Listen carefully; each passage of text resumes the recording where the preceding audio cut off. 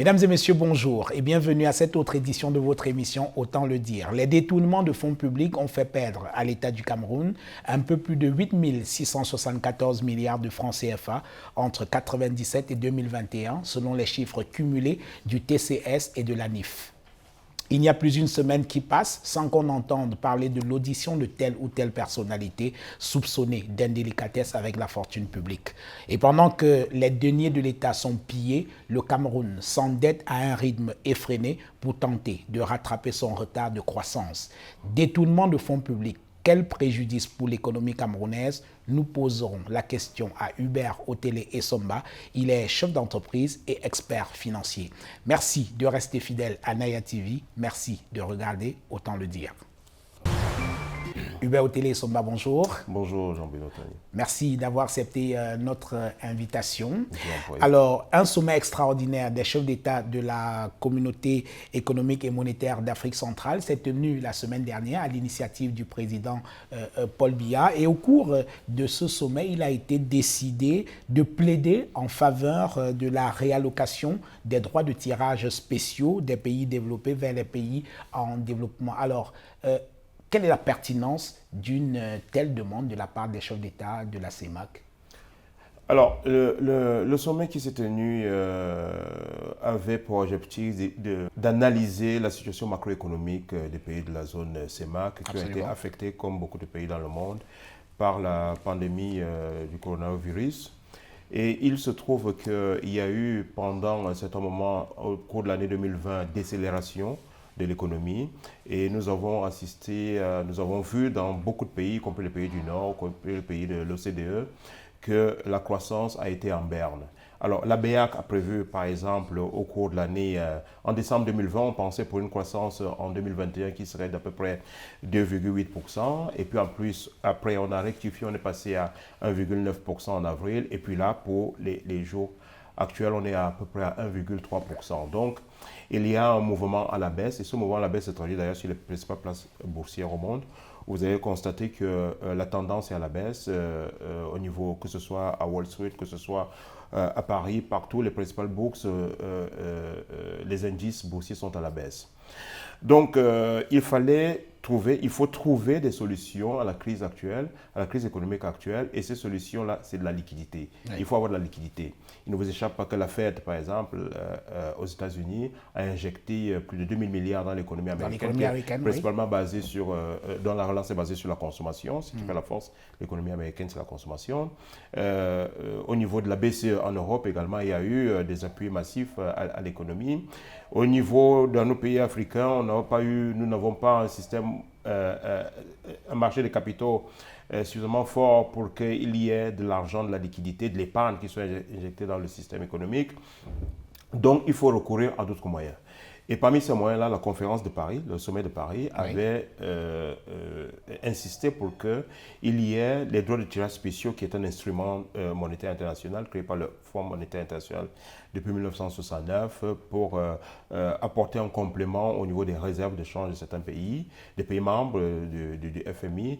Et certains de ces pays ont, suivant leur poids économique, ont beaucoup de droits de tirage spéciaux. On dit bien droit, c'est un droit. Beaucoup de droits de tirage spéciaux. D'autres qui sont les pays africains qui ont un poids économique qui n'est pas aussi important, ont pas suffisamment de droits de tirage spéciaux. Donc, il a été convenu d'injecter 650 milliards dans l'économie mondiale. Et sur les 650 milliards de dollars, l'Afrique n'aurait eu à peu près que 35 milliards. Oui, 35 milliards de dollars. À peu près. Or, il se trouve qu'il y a un besoin beaucoup plus grand, beaucoup plus fort, que ce soit au niveau du financement des infrastructures, que ce soit au niveau de la lutte contre la pandémie du coronavirus, et qui revient parce que le variant Delta, aujourd'hui, est la principale cause pour laquelle les marchés financiers, les épargnants, les investisseurs sont un peu en réserve parce qu'ils ne savent pas ce qui va se passer.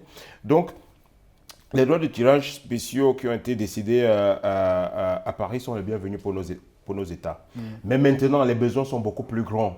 Comme je le disais tantôt, les besoins étant beaucoup plus grands, et on a décidé donc de voir dans quelle mesure les pays du Nord, les pays beaucoup plus riches, dont les économies sont beaucoup plus solides que nous, peuvent réallouer réallouer leurs droits de tirage spéciaux, donc ne pas les utiliser. Aux pays en développement. Aux pays en développement. Alors, est-ce qu'il n'y a pas moyen, est-ce qu'il n'y avait pas moyen de faire autrement au moment où on estime que la dette des pays africains commence à être un peu excessive, presque insoutenable? Alors, j'ai un regard franchement d'expert financier sur la dette. C'est-à-dire que le problème n'est pas la dette. Il y a un critère, le critère de convergence en zone CEMAC, pour ce qui concerne par exemple la zone CEMAC, c'est 70% du PIB. Et au plan normatif, scientifique, je ne vois pas la pertinence de ce chiffre de 70%. Ben oui, justement, je sais pas qui fait beaucoup de débats. Oui. Alors, il y a des études, par exemple, à la BEAC, qui ont dit qu'il fallait mieux le ramener peut-être à 62%, 65%. Mais en tout cas, il y a un autre critère qui est au moins celui de ratio de la dette extérieure. Et la dette extérieure, par exemple, du Cameroun est actuellement d'un peu plus de 45% du PIB, détenu principalement par deux États. 10 334 milliards, pour être plus précis, selon les chiffres de la CCA, la Caisse autonome, la CAA, la Caisse autonome d'amortissement. Oui. Donc c'est ça l'encours de la dette au 31 décembre 2020, 10 334 milliards. Tout à fait. Alors maintenant la dette, il faut savoir pourquoi on prend la dette. La dette principalement doit financer le secteur productif. Et la bonne dette, comme on le dit, c'est une dette qui est rentable. Et la rentabilité d'une dette, c'est lorsque elle produit des effets, elle produit de la valeur qui est supérieure aux intérêts qu'on va payer sur la dette. Donc, il faut analyser cela dans ce sens-là. Et j'ai toujours regardé la dette camerounaise. Ne me pose pas problème si elle finance le secteur productif. Est-ce que c'est le cas? Ben, ce n'est pas le cas. Ce n'est pas souvent le cas. Le Japon, c'est le pays le plus endetté au monde. Plus de 220% du PIB. Mais ces 220%-là, cette dette est détenue principalement par les nationaux. Par les nationaux, ce qui n'est pas le cas chez nous. Donc nous avons en plus non seulement une dette extérieure qui est importante, mais nous avons cette dette qui est libellée en monnaie étrangère. Donc, risque de change. En plus, risque de taux dans certains cas. Par exemple, le eurobond, le premier eurobond qui avait été souscrit en 2015, c'est un eurobond qui était sur un taux d'intérêt d'à peu près 10%. C'est excessif. Oui. Aujourd'hui, on a refinancé cet eurobond-là. Il se trouve que les marchés, les taux d'intérêt, le taux Euribor, par exemple, qui est la moyenne des taux sur les places européennes, nous sommes allés refinancer cela à la bourse. C'est une obligation qui est logée à la bourse de Dublin, en Irlande. Donc, les taux Euribor sont actuellement des taux presque à 0%. Les taux d'intérêt, dans certains cas, sont même négatifs. Donc, c'était une bonne occasion d'aller refinancer l'eurobond. Mais on doit se poser la question, comment on a fait pour le négocier au départ à un taux aussi élevé? Quelles que soient les justifications qu'on peut donner, parce qu'on peut comparer avec des pays d'une économie semblable à la nôtre pour se rendre compte que ces pays-là ont, dans certains cas, Côte d'Ivoire et autres, emprunté à des taux relativement beaucoup plus bas. Donc, la dette en tant que telle ne me pose pas de problème si elle finance le secteur productif, si elle crée de la croissance, si elle crée de la valeur ajoutée et si surtout elle participe à baisser, diminuer en tout cas le niveau de pauvreté de nos populations. On parle beaucoup de la dette du Cameroun qui aujourd'hui serait insoutenable. Il y a beaucoup de débats sur la question. Est-ce que vous êtes surpris par le silence de la représentation nationale? Je veux parler de l'Assemblée nationale sur cette question qui me semble quand même une question d'avenir parce que 10 334 milliards de dettes jusqu'à présent, c'est quand même énorme. Cela mérite quand même un grand débat non, sur l'opportunité même de la dette et l'usage même qui en est fait. Alors, je suis d'accord avec vous parce que l'un des critères de gouvernance, quand on analyse la dette, c'est la transparence de la dette. La transparence de la dette. La dette doit être connue du peuple, Absolument. De tout le peuple. Savoir pourquoi on a contracté la dette, savoir comment les fonds qui ont été alloués sont utilisés, savoir si, à un moment donné, on peut évaluer les projets pour lesquels la dette a été contractée Absolument. Pour voir si, effectivement, les fonds ont été bien utilisés. Il ne vous échappe pas qu'il y a beaucoup d'entreprises, beaucoup de projets qui ont été financés par la dette et qui n'ont pas vu le jour, ce qu'on appelle les fameux éléphants blancs. Donc, oui. Bien entendu, la représentation nationale peut s'auto-saisir de cette question-là. J'ai suivi une ou deux fois un député poser le problème de la dette, mais la dette ne doit pas se poser sur le plan, ne doit pas se poser de manière politique. Oui. Elle doit se poser de manière technique. Au plan économique, au plan financier. Pourquoi on s'endette? Comment on s'endette? Dans quelles conditions on s'endette? Du coup, la soutenabilité de la dette n'est pas un vrai débat pour moi. C'est de voir si nous sommes en même de rembourser notre dette. Et là, vous regardez le budget de l'État du Cameroun aujourd'hui, le montant de la dette, le montant de remboursement de la dette est très élevé. Donc, ce qui veut dire qu'il plombe la richesse nationale. Il plombe une bonne partie de la richesse nationale. Donc, vous êtes endetté pour pouvoir financer des entreprises ou des projets qui n'ont pas été, soit parce qu'ils n'étaient pas matures, soit alors parce que l'argent a été détourné dans certains cas. Mais en outre, vous allez rembourser cette dette-là qui n'a pas porté ses fruits et donc qui va plomber la richesse nationale, qui va plomber l'effort national, l'effort de croissance de tout le peuple. Donc, bien entendu, il faut pouvoir discuter cela sans passion. Oui. Alors, sans que ce soit un débat politique. Oui, alors on observe quand même que pour le dernier eurobond, là, il n'y a pas vraiment eu de débat sur la question. On s'est félicité simplement que le Cameroun ait pu racheter cette dette-là, mais jamais on n'a véritablement posé le débat de l'usage qui a été fait de cet argent-là qui avait déjà été pris en 2015. Hein. C'est une très bonne question. Cet argent-là, si je me souviens, devait financer le plan triennal. Absolument. Et s'il devait financer le plan triennal, il y a bien un moment donné où on devait pouvoir évaluer. D'autant bilan. plus que nous étions arrivés à mi-parcours, donc 2015, on a contracté en 2015. Nous sommes en 2021, nous avons refinancé 6 ans après. Nous avons payé les intérêts sur cette dette-là. Absolument. Nous avons payé les intérêts. Et maintenant, nous allons reprendre le principal du capital, mais avec des intérêts qui sont moindres. Mais il faut dire que les pays africains, beaucoup de pays africains aujourd'hui se ruent vers le rebond. Le rebond, c'est une obligation sur le marché international. Sur le marché international, c'est une bonne chose parce que souvent le marché domestique n'est pas suffisamment fort pour pouvoir trouver la liquidité. Oui. Donc, allant sur le marché international, on peut bénéficier non seulement d'un grand montant de liquidité, mais en outre à des taux qui sont des taux de marché concurrentiels. Et c'est pour ça que souvent les droits de tirage spéciaux, par exemple, pour revenir sur les droits de tirage spéciaux, peuvent être une bonne chose parce qu'ils apportent de la liquidité, ils apportent des réserves supplémentaires et souvent à des taux qui sont presque des taux concessionnels. Et dans la pratique même, il y a très peu de pays qui remboursent ces droits de tirage spéciaux. Oui. Alors, vous parliez tout à l'heure des questions de gouvernance qui font que parfois on ne sache pas très exactement à quoi a servi l'argent qui a été contracté comme dette. Alors, tenez, on parle de près de 8 674 milliards de francs CFA qui auraient été détournés qui auraient été détournés au Cameroun entre 1997 et 2021. Alors, que vous inspire une telle somme ? Écoutez, d'abord, il faut être très prudent sur les montants parce que ça n'a pas été l'objet d'un audit précis et normatif. Oui. Ça n'a pas été l'objet d'une investigation financière sérieuse.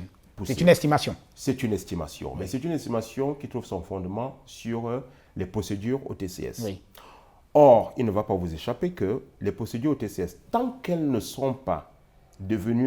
condamnations ne sont pas devenues définitives, on ne peut pas encore parler de détournement au nom du sacro-saint principe de la présomption d'innocence. Oui. Et même dans certains cas, il y a des erreurs judiciaires.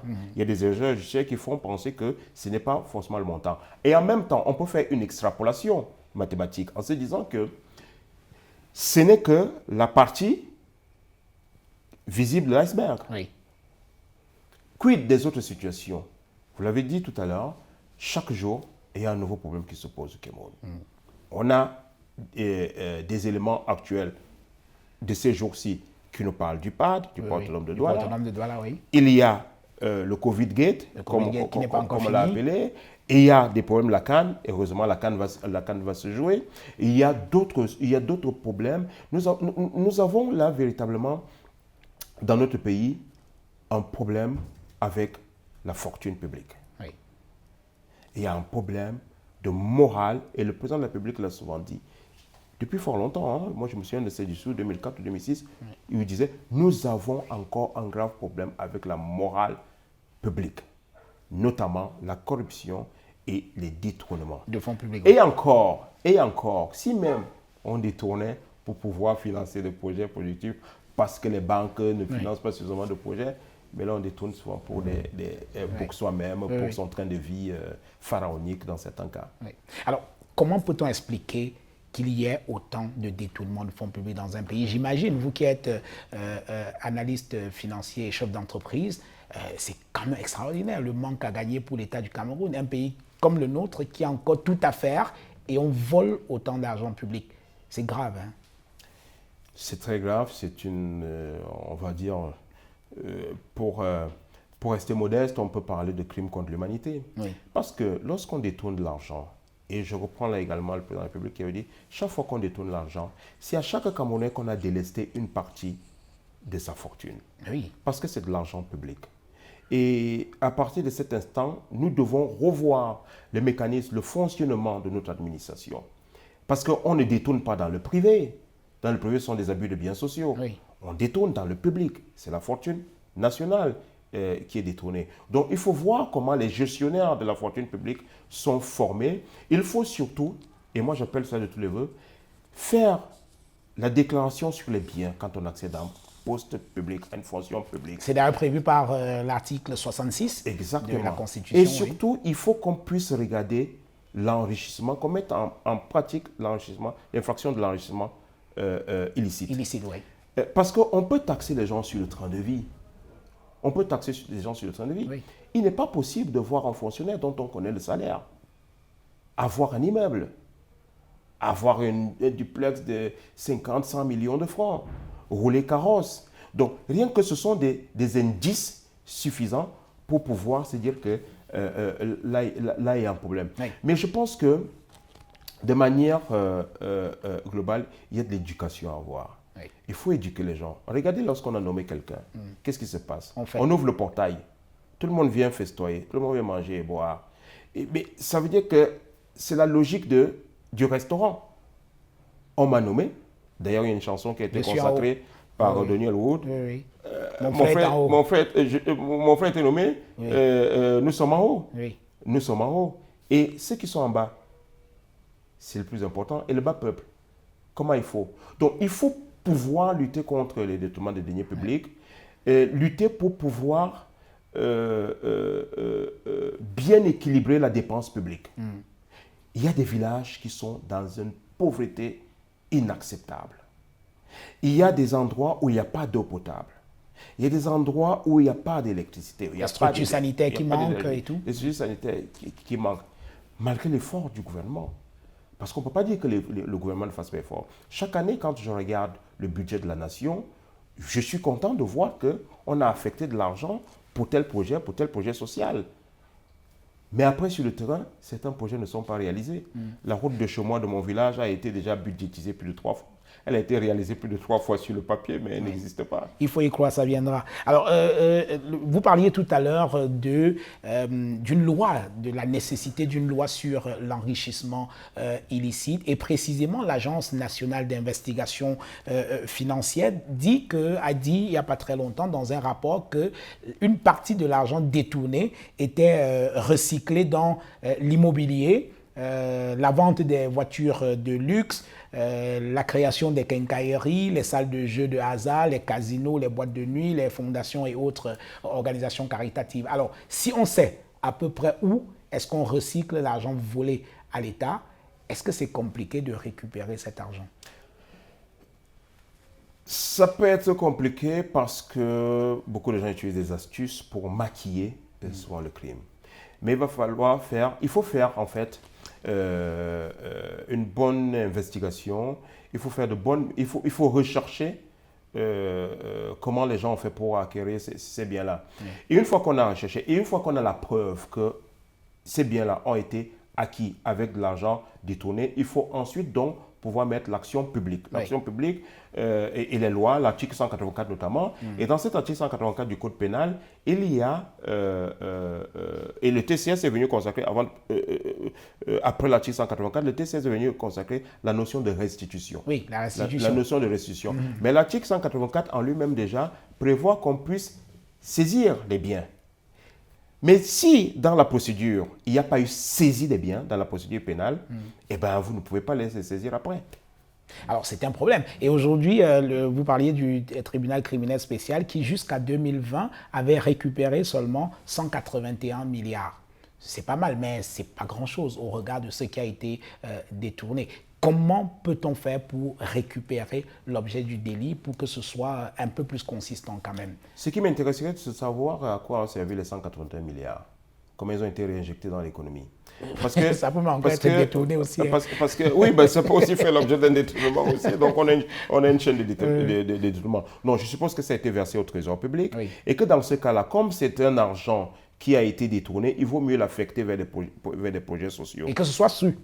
Et que ce soit sur le plan symbolique, ça peut être intéressant de savoir que voici un hôpital qui a été construit grâce à l'argent récupéré aux voleurs. Tout à fait. Ça peut être pas mal. Tout à fait. Ce serait même indiqué. Ce serait une bonne chose. Oui. Et d'ailleurs, ça donnerait une indication oui. au peuple que vraiment on lutte contre les détournements et que lorsqu'on a récupéré cet argent-là qui leur appartenait, il est réinjecté dans le circuit économique pour leur usage, pour leur utilité. Alors, jusqu'à présent, on doit quand même à la vérité de dire que l'État du Cameroun a amorcé une lutte contre les détournements de fonds publics et la corruption. Il y a pas mal de gestionnaires publics qui ont été mis en prison, mais jusque-là, cela ne réussit pas à freiner le rythme de détournement des fonds publics. Vous le disiez tout à l'heure, chaque semaine vient avec son lot de soupçons de détournement de fonds publics. Alors, à votre avis, qu'est-ce qui n'a pas marché ? Pourquoi les emprisonnements ne réussissent pas jusqu'à présent à avoir la valeur pédagogique que cela aurait dû avoir? Je pense qu'il y a une première raison. La première raison, de mon point de vue, est une raison du délai de poursuite. Oui. Du délai de poursuite. Il y a dans certaines situations, dans certains tribunaux en Europe, ce qu'on appelle le traitement en temps réel, le TTR, le traitement en temps réel. Lorsque vous avez des soupçons, lorsqu'il y a des indices, lorsqu'il y a des éléments qui prouvent que quelqu'un a un train de vie qui est supérieur à ses revenus et qu'il pourrait, de par sa fonction, avoir ce train de vie-là parce qu'il détourne de l'argent, il faut très rapidement investiguer. Et nous avons un problème que j'ai constaté, c'est que le ministère public ne s'auto-saisit pas systématiquement des dossiers. Il faut qu'il y ait le pouvoir exécutif qui jette un regard et qui donne une instruction souvent au pouvoir judiciaire de dire il y a telle situation, il faut investiguer, il faut voir ce qui se passe. Donc, la valeur pédagogique n'existe plus lorsque vous poursuivez quelqu'un 10, 15, 20 ans après. Oui. Donc, pendant ce temps-là... Le pauvre a même oublié ce qu'il avait fait. Non seulement il a oublié, mais ceux qui sont en fonction, ils se disent, tant qu'on ne m'a pas pris, il n'y a pas de problème. Et si on me prend même, j'aurai suffisamment accumulé pour pouvoir mettre ma famille à l'abri du besoin. Mais sauf que, vous avez dit tout à l'heure, où est-ce qu'ils investissent l'argent? Dans l'immobilier, les voitures de luxe, dans les voitures de luxe, l'industrie du plaisir. L'industrie du plaisir, toutes choses qui ne rapportent rien à l'économie et surtout pas à la propre personne, parce que le véhicule, non seulement il se démode assez rapidement, mais en plus il faut pouvoir l'entretenir. Il n'y a même pas les routes pour... il n'y a pas les routes. Les immeubles, il faut pouvoir les entretenir. Parce que lorsque vous avez un immeuble et que vos locataires n'ont pas assez de revenus, parce que par votre fait, les salaires ne sont peut-être pas payés, ben, il ne peut pas payer aussi. Donc on est là dans un cercle vicieux. Il ne peut pas payer le loyer. Et quand il ne peut pas payer le loyer, vous faites quoi? On ne mange pas les murs. Les murs ne séparent un repas. Donc, vous avez besoin d'être dans un système économique intégré où tout le monde a suffisamment de ressources, de revenus pour pouvoir faire face à ses engagements et à ses charges. Oui. Donc, pour vous, il faut systématiser les procédures judiciaires, ne pas trop attendre avant de pouvoir ouvrir une information judiciaire contre les personnes qui seraient soupçonnées de détournement. Non seulement ne pas trop attendre, mais en outre, lorsqu'on a arrêté la personne, lorsqu'on a soupçonné la personne, lorsque la personne a été mise par exemple en détention provisoire, il faut également que les délais prescrits par le Code de procédure pénale ou alors par le TCS soient absolument respectés. C'est-à-dire que la détention provisoire dans le Code de procédure pénale est de 6 mois renouvelable 2 fois. Donc 18 mois maximum. Dans ce temps-là, il faut pouvoir encadrer les investigations. Il faut pouvoir trouver la solution, rendre une ordonnance, soit de renvoi devant le tribunal, soit alors une ordonnance de non-lieu. Mais en tout cas, on ne peut pas avoir des procédures qui durent 5, 10, 15 ans. Multiples renvois. Avec des multiples renvois qui ne sont même pas souvent justifiés, qui peuvent correspondre à un déni de justice. Et en cela, le ministre de la Justice, lorsqu'il installait les membres du TCS, il dit « Rangez la justice avec célérité ». Une bonne justice est une justice qui est rendue dans un délai bien précis, qui est encadrée par la loi, mais qui surtout respecte le sacro-saint principe de la présomption d'innocence, le débat contradictoire et l'administration des preuves telles que prévues par le Code de procédure pénale, la preuve primaire, la preuve secondaire, et surtout des témoignages crédibles, témoins, quelqu'un qui a vu, entendu, perçu les faits, pas des témoins qui sont que des témoins à charge pour venir acculer parce qu'ils ont peut-être un point personnel avec la personne qui est devant la barre. Alors pour sortir sur ce point-là, Hubert Otele-Essomba, est-ce que vous pensez qu'il n'y a pas également un problème de ressources humaines au niveau de l'investigation financière? Parce que les crimes de détournement de fonds publics sont parfois d'une extraordinaire complexité. Or, au niveau de la police judiciaire où l'enquête commence, parfois c'est là que l'enquête est un peu faussée, hein? Oh que oui, il faut des spécialistes de la finance. Oh que oui. Je veux dire qu'à l'époque, je me rappelle dans une procédure dans laquelle j'ai été on en parlera tout à l'heure, injustement mêlé, le sous-directeur des enquêtes économiques et financières avait une licence en géographie. Oui. J'ai répondu à votre question? Donc c'est un problème. Il y a un problème de ressources humaines. Il faut former. Il faut former, il faut comprendre l'iter criminis en matière de détournement. De crimes économiques, oui. Il faut comprendre la finance internationale. Il faut pouvoir faire des commissions rogatoires à l'international. Il faut pouvoir utiliser l'entraide judiciaire entre les pays. Dans un dossier que je connais, ça a été utilisé dans certaines situations, notamment avec Monaco, qui a pu lever le secret bancaire et livrer un certain nombre d'éléments et d'informations fondamentales à la compréhension du détournement qui avait eu lieu. Je vous propose, Hubert Otele-Essomba, de prendre une petite pause et nous revenons dans quelques secondes pour la suite de cette émission. Nous avons pensé.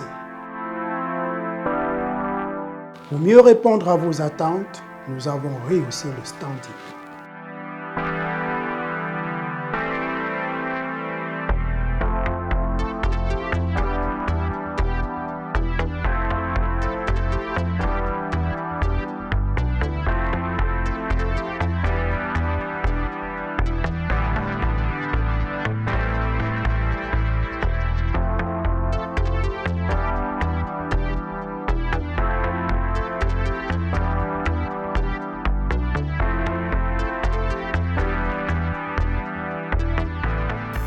Hotel Le Quai d'Orsay, better than what you imagine.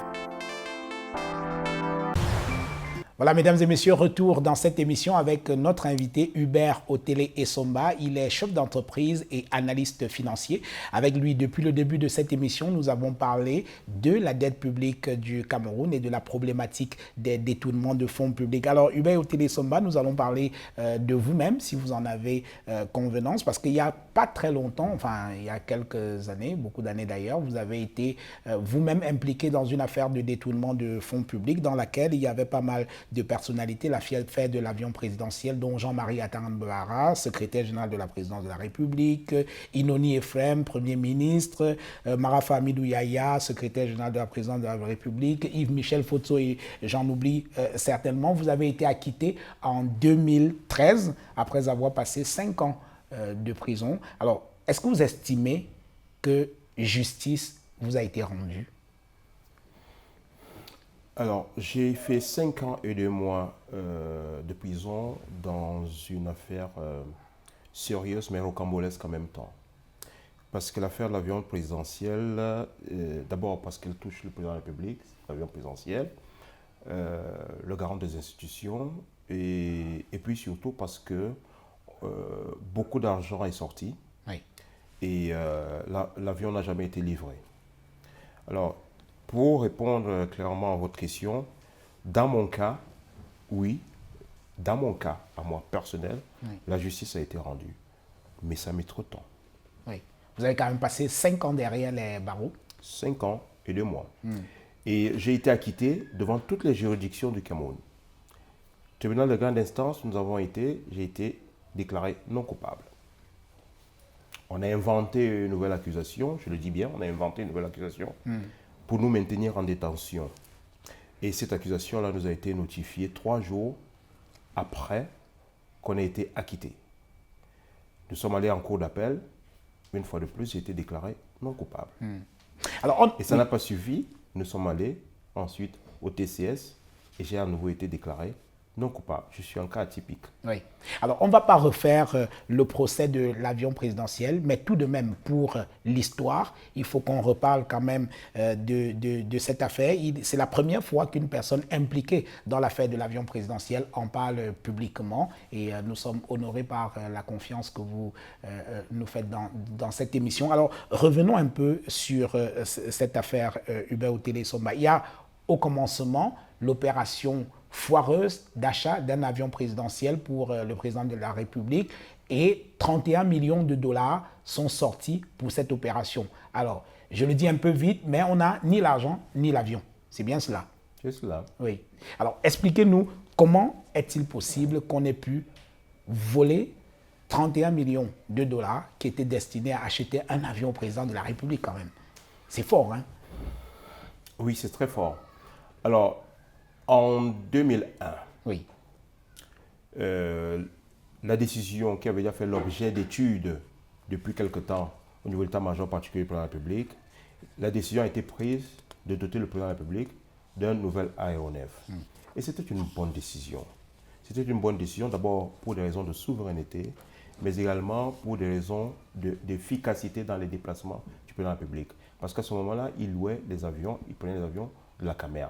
Et lorsqu'il prenait un avion de la CAMER, bien entendu, l'entreprise était paralysée. Les passagers devaient attendre, peut-être pas totalement paralysés, parce qu'à ce moment-là, il y avait plusieurs avions à la CAMER, mais en tout cas, le plus gros porteur, le JAL, le 767, était immobilisé pour les déplacements du président de la République. Donc, il a pris une bonne décision. Elle était étudiée depuis l'état-major particulier de la République. Mais c'est l'implémentation de la décision qui pose problème et qui nous fait arriver à cette histoire de disparition, dissipation de 31 millions de dollars. Donc, en 2001, les fonds sont sortis des caisses de la SNH, des banques de la SNH à Paris.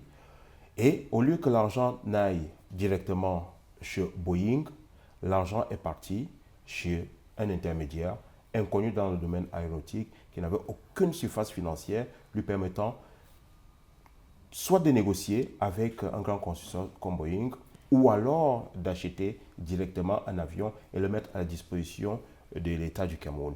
Et c'est là, il faut bien comprendre ce qui s'est passé. C'est le fait, notamment, de passer par une entreprise qui s'appelait GIA à l'époque, de passer par une entreprise qui n'existe pas, qui n'a aucune existence fonctionnelle.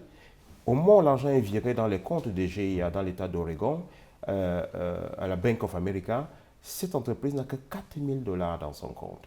Et on lui donne 31 millions. On lui donne 31 millions. Vous voyez un peu l'effet exponentiel, l'effet de levier. Donc, c'est là le principal problème. Le reste, c'est de l'enfarinade. 31 millions de dollars sont partis dans une entreprise qui ne pouvait pas, qui n'avait pas la capacité de pouvoir mener une telle opération. Alors, est-ce que les donneurs d'ordre savaient que cette entreprise n'avait pas cette capacité? Peut-être, parce que les mêmes donneurs d'ordre ont récupéré cet argent-là. L'argent est revenu 1 ou 2 mois après au Cameroun dans les comptes d'une banque commerciale de la place qui était à l'époque la propriété de l'un des protagonistes de l'affaire, en l'occurrence le directeur général de la Cameroun Airlines. L'argent est revenu dans un compte qui a été identifié et qui a fait l'objet d'une enquête judiciaire et qui a déterminé que cette entreprise BETS Limited appartenait effectivement à l'ancien directeur général de la CAMER. Donc, l'argent est revenu dans ses comptes, entre ses mains. Et bien entendu, l'avion n'a jamais pu être livré parce que l'avion n'a pas été payé. Simple as that. Il ne faut pas écouter autre chose. Boeing n'a reçu en tout et pour tout, sur les 31 millions de dollars, que 4 millions de dollars. Et Boeing avait signé des accords avec le Cameroun, à travers la Cameroun Airlines, pour dire que si, avec un échéancier bien précis, si on paye 18 millions de dollars, l'avion est livré à Yaoundé avec un échéancier bien précis, c'est un Boeing Business Jet. Qui devait coûter, je crois, 92 millions. Deuxième génération. Non, pas du tout. Il devait coûter 45 millions de dollars. Et puis maintenant, il devait faire l'objet des équipements spéciaux à l'intérieur qui tournaient autour d'à peu près 15 millions de dollars également, qui devaient être effectués par Jet Aviation à Genève en Suisse, qui a souvent l'habitude d'équiper des corporate jets et avec lesquels le Cameroun a souvent travaillé. Donc c'est une entreprise sérieuse qui est bien connue. Donc voilà, 31 millions de dollars suffisait largement pour que l'avion soit livré à Yaoundé. Mais l'argent n'est jamais arrivé chez Boeing, c'est tout.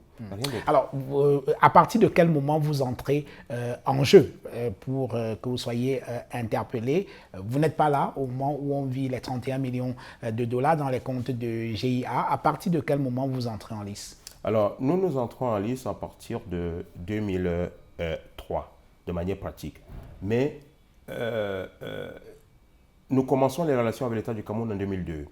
À cette époque, je dirige un cabinet anglo-américain qui s'appelle APM, Aircraft Portfolio Management, qui est une filiale en Afrique du Sud. Et moi, donc, je suis nommé directeur général de la filiale dans la zone francophone, qui, je dois le dire, ne devait pas être au Cameroun. Et c'est moi, par patriotisme, qui ai insisté auprès des propriétaires de l'entreprise pour que ce soit le jeu Cameroun, en vantant le Cameroun. Regardez la position du Cameroun en Afrique, c'est l'Afrique centrale, c'est un hub naturel en matière aéronautique. Donc, je les ai convaincus.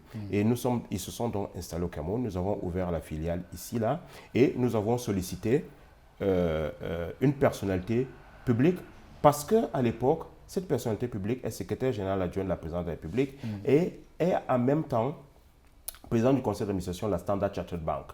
Donc, connaît le monde des affaires. La même personnalité a été percepteur du Cameroun à l'ambassade du Cameroun à Washington à l'époque. La même personnalité a été secrétaire d'État aux finances, je pense. Donc, c'est quelqu'un qui a la compétence requise pour comprendre les mécanismes économiques. Vous parlez de Inoni Ephraim. Inoni Ephraim. Oui. Donc, nous avions besoin nous l'avons sollicité normalement. Il a accepté, il nous a fait l'honneur d'être président du conseil d'administration non exécutif de notre cabinet.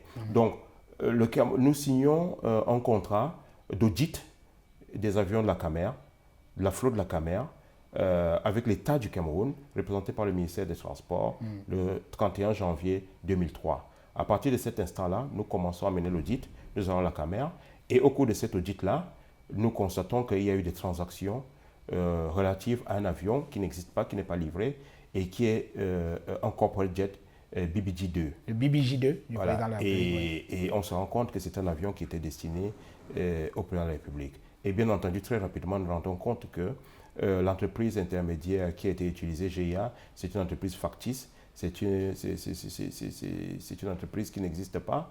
Et à ce moment-là, le président de de APM, moi je suis directeur général adjoint chargé de la filiale en zone francophone, le président de l'entreprise de PDG, M. Kevin Walls, saisit la présidence de la République pour leur dire qu'il y a un problème et il faut sécuriser les fonds de l'État du Cameroun s'ils existent encore. Si ces fonds existent, donnez le mandat d'aller voir, d'aller vérifier, d'aller investiguer auprès de cette entreprise-là et réclamer les fonds. La lettre de M. Kevin Walls est sans équivoque. Il dit les fonds appartenant à l'État du Cameroun. À l'État du Cameroun, la présidence de la République, destinés à l'achat d'avions présidentiels, soient sécurisés dans les caisses de APM, puisque APM à ce moment-là est l'auditeur officiel de l'État du Cameroun et que APM à ce moment-là rend déjà des services au Cameroun, paye un certain nombre de factures de la Cameroun Airlines. Donc, voilà comment nous nous retrouvons dans l'affaire. Mais il ne vous échappe pas que 2001, l'argent est sorti en 2001, nous sommes là en 2003, 2 ans après, et que l'argent est revenu pour une bonne partie au Cameroun 2 mois après. Donc, l'argent n'existe plus. Et lorsque M. Kevin Walls commence à investir auprès de l'entreprise, on se rend très vite compte que l'argent n'existe plus. Et là, on vous accuse d'avoir voulu non pas sécuriser cet argent, mais prendre pour vous.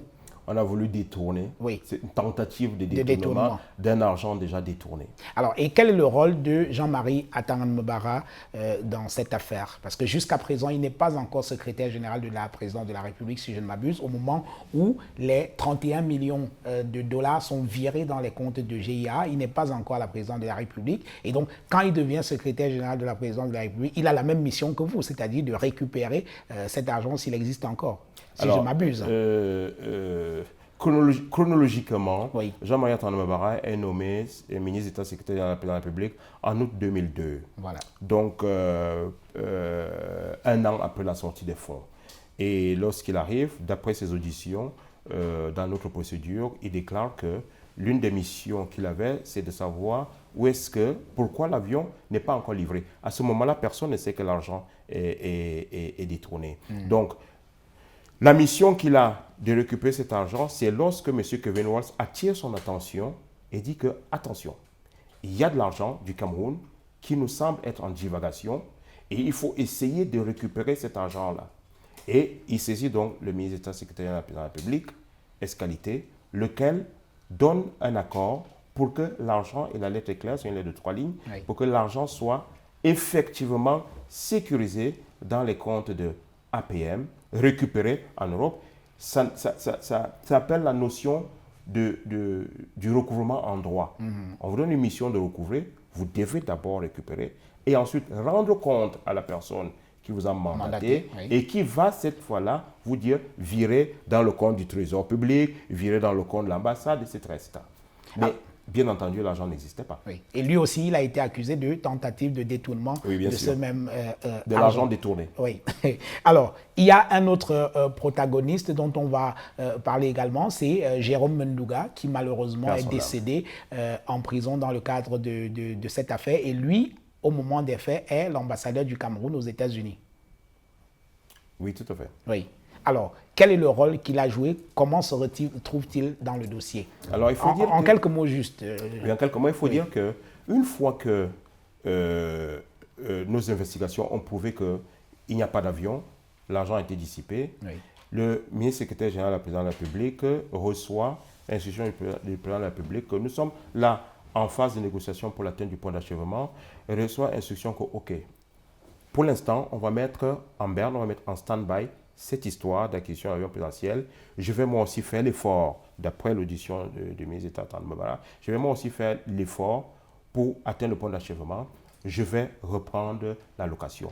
Mais au lieu de priver la caméra du DJA, je vais reprendre la location, adressez-vous à Boeing pour que Boeing puisse nous faire une location d'un avion sur peut-être 2 ou 3 ans. En attendant qu'on résolve le problème.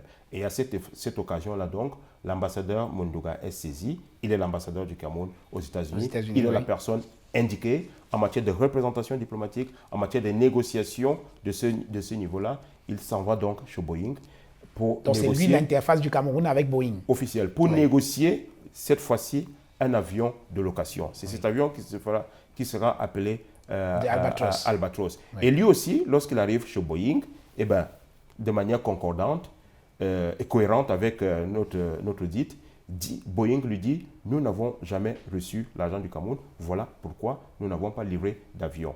Maintenant, nous sommes disposés à livrer un avion au Cameroun si le Cameroun nous verse à nouveau un acompte de moins 4 millions de dollars et à ce moment-là, nous nous remettons au travail pour pouvoir livrer un avion au Cameroun. » N'écoutez pas ceux qui ont dit qu'il y avait un avion qui était déjà prêt, qui devait être livré et qu'il y a eu rupture de contrat. Il n'y a jamais eu de contrat entre l'État du Cameroun et Boeing. Alors, et comme si la poisse poursuivait Paul Biya, cet autre avion-là aurait également une fortune quand même assez bizarre. Le vol inaugural de cet avion qui a lieu en 2004 de Albatros, si je ne m'abuse. Alors, le président et sa famille sont dans cet avion et les choses ne se passent pas comme prévu. Jean-Marie Tandemabara et d'autres personnes vont être accusés d'avoir tenté d'assassiner le président de la République dans cet avion. Alors, c'est quoi le truc? Alors, là quand même, c'est un grand mot. D'abord, je ne vais pas dire que le président n'a pas de poisse. Tout simplement, il y a des collaborateurs. BBJ2, non, mais il sort 31 millions de dollars pour acheter son avion. Il y a des collaborateurs. Il n'a ni l'argent ni l'avion. Non, il y a des collaborateurs. Albatros vient, il monte là-dedans, il a des frayeurs. Il y a des collaborateurs qui n'ont pas fait leur travail. Oui. Et puis, l'avion présidentiel, ce n'est pas l'avion de M. Paul Biya. C'est l'avion de la présidence de la République du Cameroun.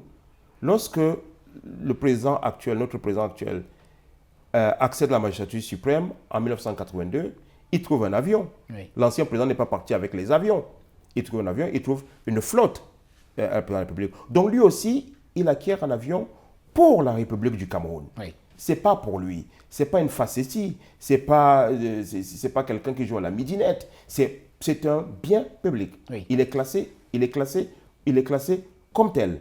D'accord? Donc, à partir de cet instant-là, lorsque il prend cet avion en avril 2004 pour aller au sommet sur le bassin du Niger à Paris, il se trouve que l'avion, et ça, ce sont les pilotes de l'état-major particulier pour la République, le colonel Ndongue en l'occurrence, qui, entendu non seulement à l'enquête préliminaire, mais aussi devant la barre, vient dire qu'il n'y a jamais eu de problème avec l'avion. La preuve, l'avion a été rendu à Boeing et Boeing l'a loué immédiatement à quelqu'un d'autre. Il vole encore peut-être, on peut retrouver sa trace, mais il a été loué immédiatement. Mais qu'est-ce qui s'est passé pour qu'on dise que les gens ont voulu tuer le chef de l'État avec un vieil avion? Non. L'avion a été rénové. Un avion, vous savez, un avion ne se juge pas par son âge. Un avion se juge par le nombre de cycles d'atterrissage et le nombre d'heures de vol, peut-être. D'heures de vol également. Donc, à ce niveau-là, cet avion-là n'avait pas de problème. Il a été rénové. Et puis, c'est Boeing, s'il vous plaît. C'est Boeing. Le budget de Boeing est plus grand que le budget des pays africains. Donc Boeing ne peut pas risquer sa réputation de donner un avion. Mais cet avion-là a été mis à niveau parce qu'il était garé. Il ne roulait pas au moment où le Cameroun le prend, au moment où Boeing l'offre. Mais cet avion-là a fait l'objet d'une rénovation qui a été suivie à la fois par l'état-major particulier de la présidence de la République, par l'autorité aéronautique, les ingénieurs de l'autorité aéronautique, par les ingénieurs de la Cameroun Airlines. Ils ont donné l'accord pour que l'avion était bon. L'avion a reçu le certificat de navigabilité de l'État des États-Unis.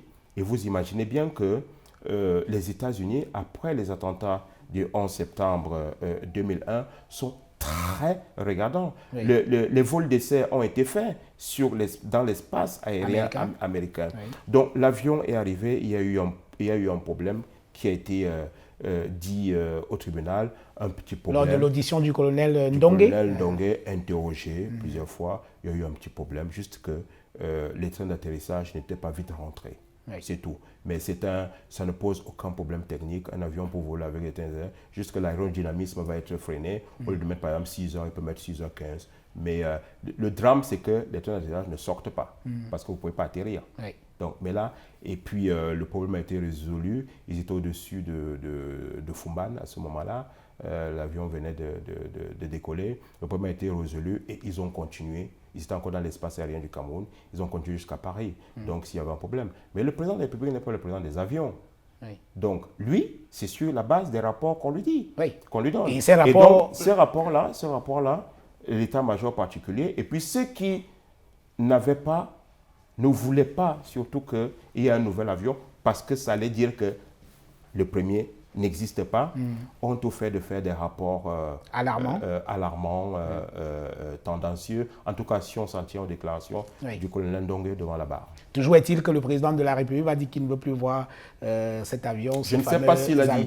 Je ne sais pas si c'est lui qui l'a dit, mais en tout cas, c'est reparti. Il a dit qu'il ne veut plus voir cette affaire-là. Donc, voilà. Alors, vous avez eu l'heure ou le malheur d'être dans le cockpit, comme qui dirait, de la justice camerounaise, au travers de l'affaire de l'avion présidentiel. Cela vous a quand même coûté 5 années de votre vie, c'est long. Alors, quelles sont les leçons que vous tirez de cette affaire? D'abord, d'un point de vue de la justice camerounaise.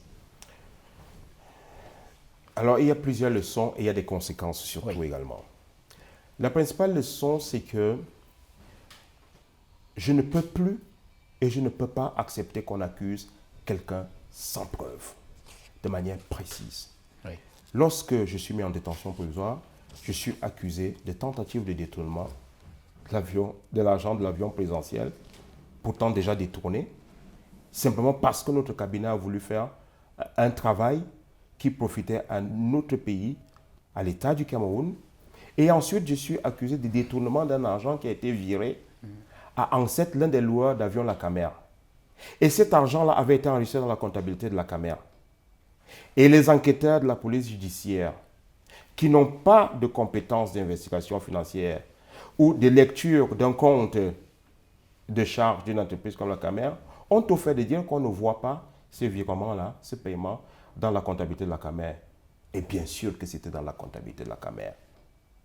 Et les enquêteurs de la police judiciaire qui n'ont pas de compétences d'investigation financière ou de lecture d'un compte de charge d'une entreprise comme la Camer ont au fait de dire qu'on ne voit pas ce virement-là, ce paiement, dans la comptabilité de la Camer. Et bien sûr que c'était dans la comptabilité de la Camer, puisqu'on a sorti le grand livre. Il y a eu de l'incompétence. On a sorti le grand livre qui a prouvé que l'argent a été payé. ANSET a envoyé les reçus avant la procédure, pendant la procédure, jusqu'à l'avis de crédit de l'écriture dans son compte à la Deutsche Bank à New York. Donc, il ne faut pas accuser sans preuve. Il faut de la compétence pour ceux qui mènent les investigations en matière criminelle. Il faut le débat contradictoire, parce que je dois dire que dans notre procédure, les magistrats nous ont laissé nous défendre. Ils nous ont donné la parole.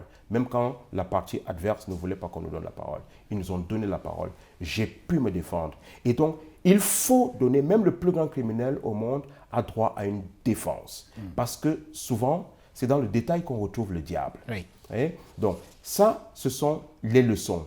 Ne plus accuser de manière légère et faire preuve de compétence. Être précis quand on engage l'action publique. Avoir des éléments, avoir des preuves irréfutables. Maintenant, au niveau des conséquences, elles sont énormes.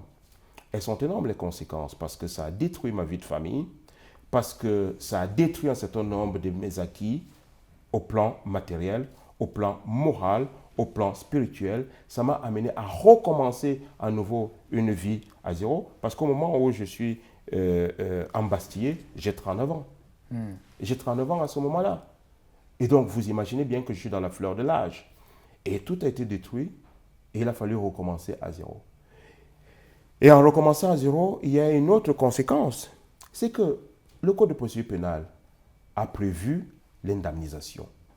Et la commission d'indemnisation n'existait pas jusque-là. En tout cas, les membres, elle existait sur papier, mais les membres n'étaient pas nommés. Et ils ont été nommés récemment. Et là aussi, ça va lentement parce que 8 ans après, je ne suis toujours pas dédommagé. Et ça, c'est une nouvelle Alors, pour les injustice. 5 années que vous avez passées en prison, jusqu'à présent, vous n'avez pas encore été dédommagé. Non. Et c'est une nouvelle injustice et qui, à mon avis, est encore plus grave que les 5 ans et 2 mois que j'ai passés.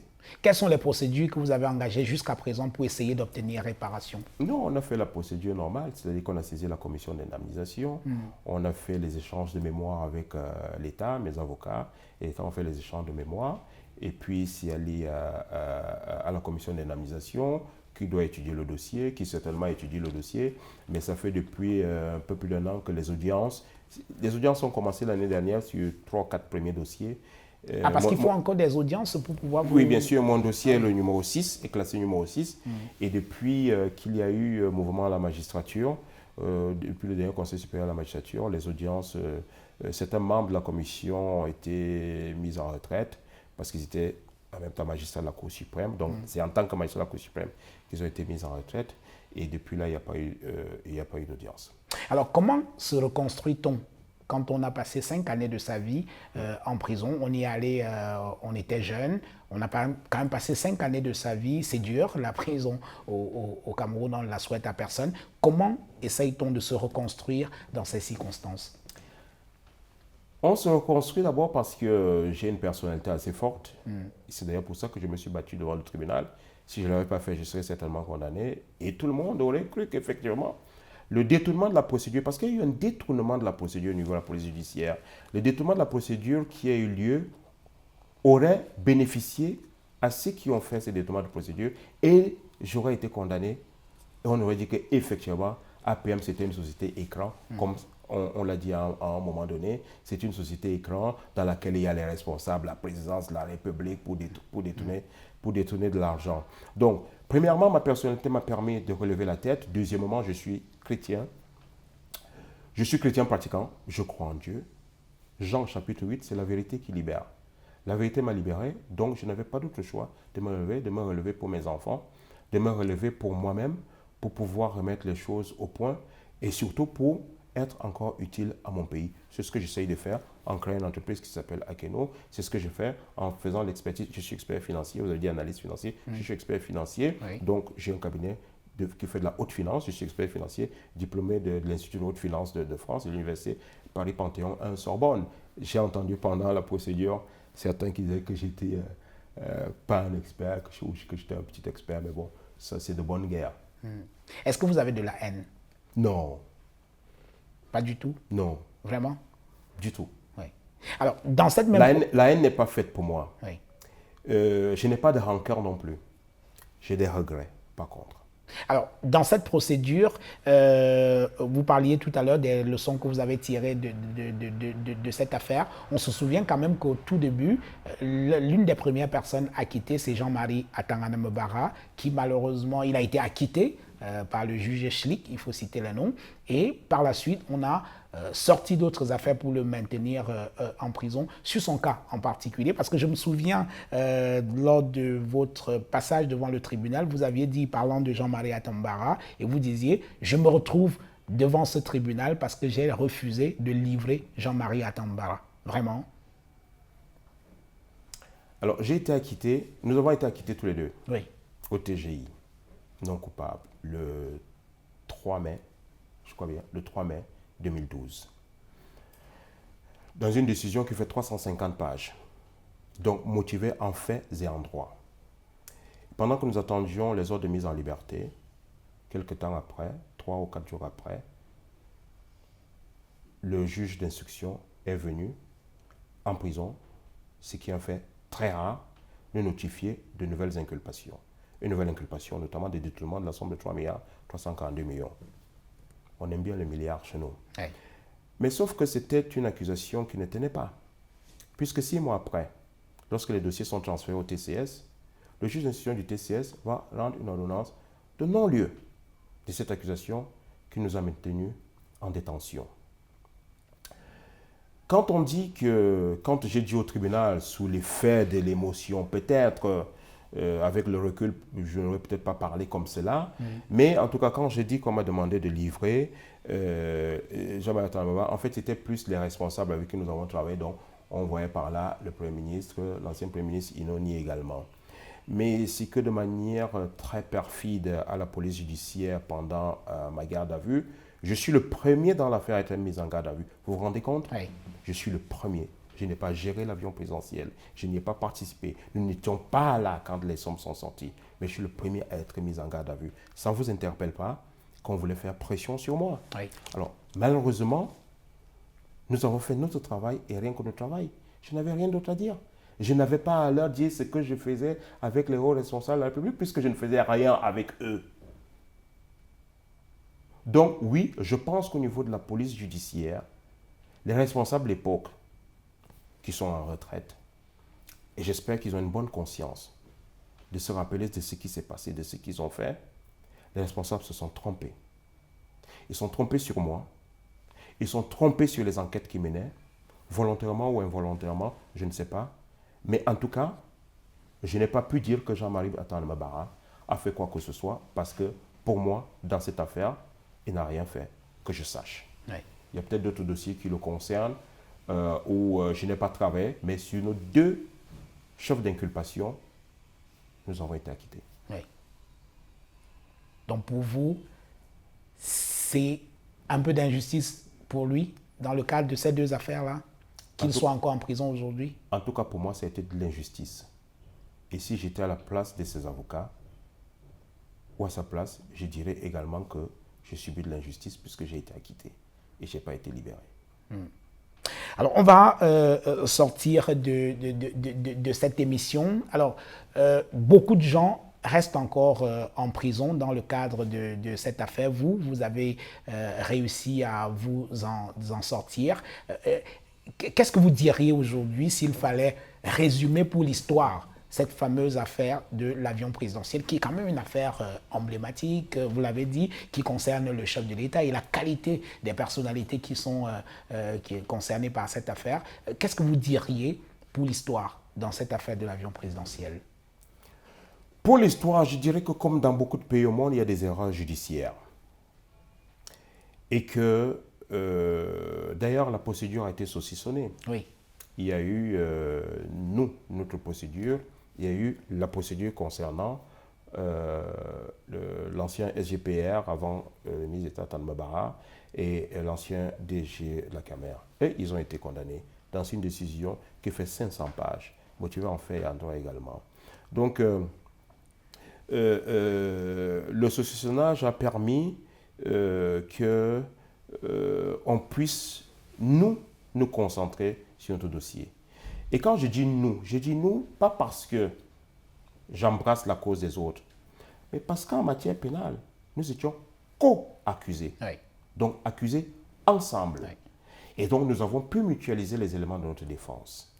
Et en mutualisant les éléments de notre défense, j'ai découvert également qu'on doit faire attention parce qu'il y a de la vacuité, il y a de l'empressement à juger, à condamner sur la place publique des personnes qui, souvent dans certains cas, n'ont pas commis les actes qu'on leur reproche. Oui. D'autres, bien entendu, ont commis ces actes. Vous ne pouvez pas, sur le plan historique, nier qu'il y a eu 31 millions de dollars qui sont sortis pour l'acquisition de l'avion présidentiel et qu'il n'y a pas eu d'avion et que l'argent a été dissipé. C'est un fait. C'est un fait non discutable. Et quelles que soient les jérémiades, quelle que soit l'enfarinade qu'on peut faire autour, ou les escobarderies qu'il peut y avoir autour, l'argent est sorti, a été détourné. Et je plains le sort du président de la République qui a eu confiance, qui a demandé que l'État du Cameroun ait un avion d'une très grande qualité, parce que c'est le BBJ-2, deuxième génération, oui. Et que nous n'ayons pas eu cet avion-là. Pour l'histoire, ce n'est pas une bonne chose pour notre pays. Parce que nous n'avons pas fait preuve là, nous, de manière générale les Camerounais, de patriotisme. Et c'était une période particulièrement difficile, où on essayait d'atteindre le plan économique. Oui. D'atteindre, mais vous savez, on peut mesurer de l'efficacité d'un investissement. Parce qu'à ce jour, nous n'avons pas d'avion. Et le président de la République continue de louer des avions. Parce que la trésorerie de l'État difficile ne permet plus de mobiliser autant de ressources en une seule fois pour un tel investissement. D'abord parce que les avions coûtent beaucoup plus cher maintenant. Donc s'il fallait mettre l'argent, ce ne serait pas 31 millions de dollars. Et 31 millions de dollars, ce n'était pas le montant total. Oui. Puisque je veux dire, c'était 45 millions de dollars. Oui. Donc il manquait encore 14 millions qu'il fallait payer sur une échéance. Sur une échéance, quand on avait payé 18 millions, donc 31 millions même, c'était beaucoup. Oui. C'était largement suffisant pour que les échéances de paiement ne soient pas à flux tendu. Oui, et c'était sur 10 ans, je crois. Oui, un peu plus de 10 ans, voilà. si mes souvenirs sont bons, oui. un peu plus de 10 ans. Voilà, donc il faut faire preuve de patriotisme, il faut aider nos institutions à réaliser les objectifs qui leur sont alloués, qui leur sont dévolus par la Constitution. Et malheureusement, lorsque nous ne le faisons pas, c'est l'image du Cameroun en général qui a été écornée. Oui. En tout cas, vous essayez de vous reconstruire en attendant d'être dédommagé par l'État du Cameroun. Et en un mot, entre autres, vous avez fait beaucoup de choses. Depuis 2013, depuis que vous êtes sorti de prison, vous avez repris d'autres études, vous avez ouvert votre cabinet, vous avez créé une entreprise qui fait dans la distribution, dans la fabrication des bouteilles de gaz. Akeno, votre entreprise. C'est ça. Oui. Alors, un mot pour sortir de cette émission. Je me réjouis d'avoir retrouvé mes enfants. Oui. Je me réjouis de pouvoir discuter librement avec vous. C'est la première fois que j'ai l'occasion d'en parler dans les médias. Je m'étais assis à une certaine réserve. Une certaine réserve d'abord parce que l'affaire était encore pendante pour les autres. Et puis d'autre part parce que j'avais moi un besoin de souffler, de m'aérer psychologiquement. Pour cela, oui, j'ai refait des études. J'ai fait des études. Je suis reparti à l'Institut de haute finance de France, dont je suis membre.